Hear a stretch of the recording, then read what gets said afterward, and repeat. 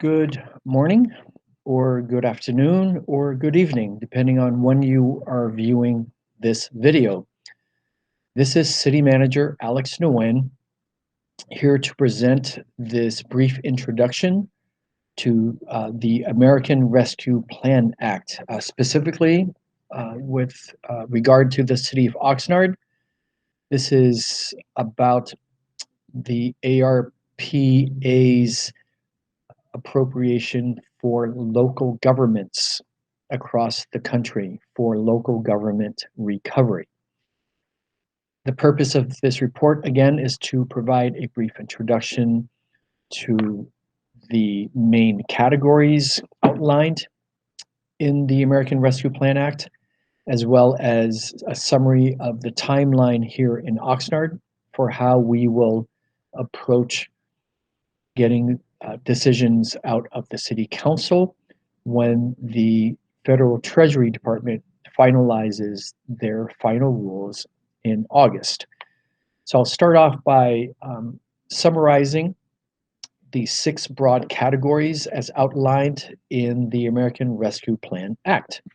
So the bill calls for, again, with regard to local government recovery, 6 broad categories: supporting public health response, replacing public sector revenue loss, water and sewer infrastructure, addressing negative economic impacts, providing premium pay for essential workers, as well as investing in broadband infrastructure.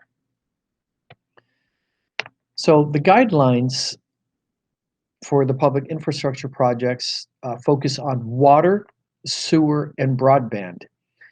And for these sorts of major capital projects, the costs need to be incurred or encumbered by the end of the year 2024, and the projects must be completed by the end of 2026.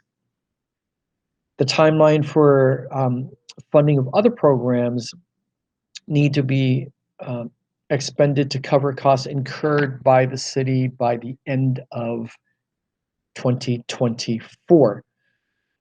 They also encourage, with regard to the public infrastructure contracts, that recipients utilize strong labor standards, including project labor agreements and community benefits agreements that offer wages at or above their prevailing rate and include local hire provisions.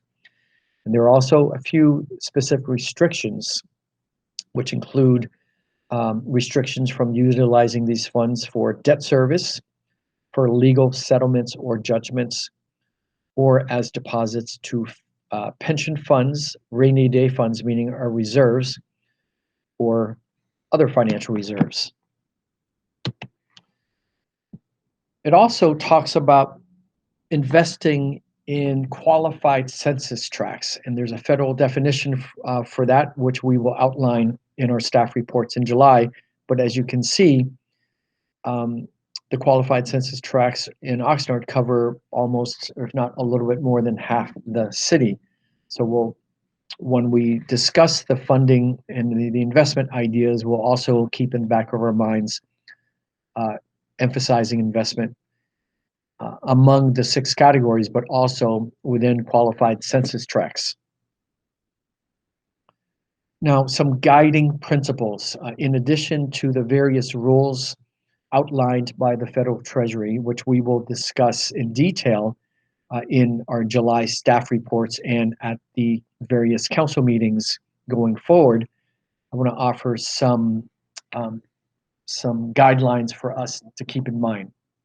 So first and foremost, this is money we weren't expecting. So every dollar here of this 59 million was unexpected, and as such is an additive contribution to our efforts to recover from the pandemic. Second, keep in mind the name of the bill includes this keyword rescue, meant to help local governments.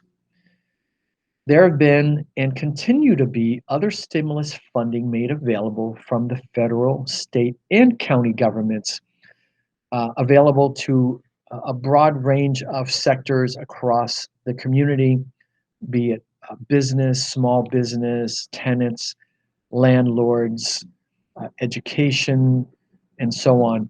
There's um, there are lots of other dollars that have been made available and will continue to be made available to various segments of the community. So this particular bucket of funding provided to the city of Oxnard is indeed meant for our local government recovery. Doesn't mean it's meant to be spent across every sector in Oxnard. Next, this is one-time funding.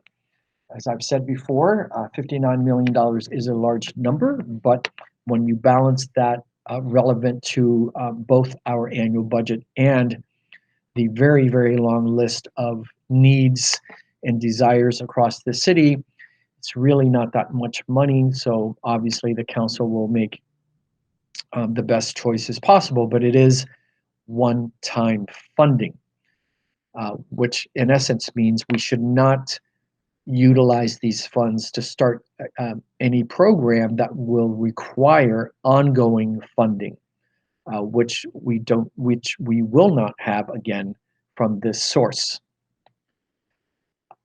Fourth item is there are obviously a couple of ways to approach this in terms of, do you want to put a large chunk of the money behind one or two major projects, which can really accelerate whatever those particular projects are, or you can selectively spread the funding across, again, the very long list of many other important needs that this city has.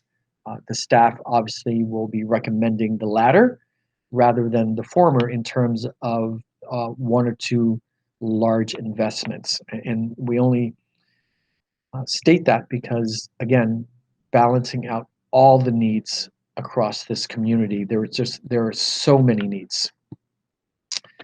Finally, we should focus as we go through and make our recommendations and receive community input, and as the council deliberates and makes their ultimate choices, we should focus on making investments in items that, in addition to aiding in our local government's recovery from this year-plus pandemic, but hopefully in items that also contribute to future improvement and growth. Ideally, we want to make investments that address both recovery and future improvement. That's not going to be possible in every single case, but this is something that I ask everyone to keep in mind that we try to do as much as possible. And finally, here is our timeline. So again, tonight's just introducing the concept for July 6th. We will have staff on hand to answer as many questions as possible in terms of what we have learned in the last few months from both the Federal Treasury reports as well as third-party interpretations of the Treasury Department's preliminary final guidelines. Again, we look forward to the final guidelines in August. So our next step is to take an actual list of preliminary investment ideas to each of the city council meetings, committee meetings next week, from July 6th. Next week would be July 13th, to each of the committees. Again, to have for each committee to have an open discussion of the preliminary investment ideas. And then at the following council meeting on July 29th, then the entire council can have a joint group discussion and ask staff questions as well as take public input, which of course will also occur during the committee meetings of July 13th. July 29 is a large group, inclusive conversation among the council members, city staff, as well as community input.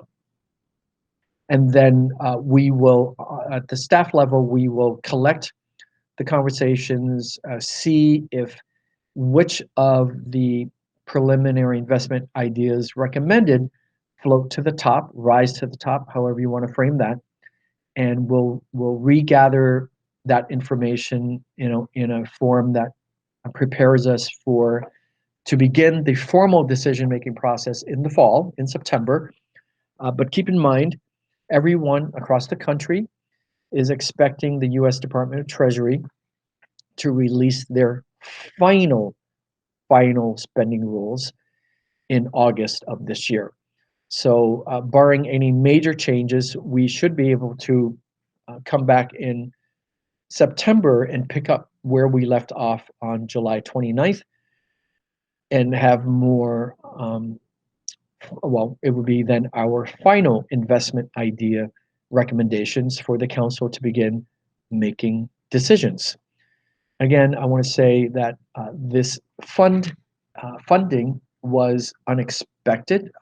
We certainly had been hoping for it for the entirety of the pandemic. I have to say I was never truly very hopeful. So in the end, I'm grateful that our representatives in Washington came through for all cities in America.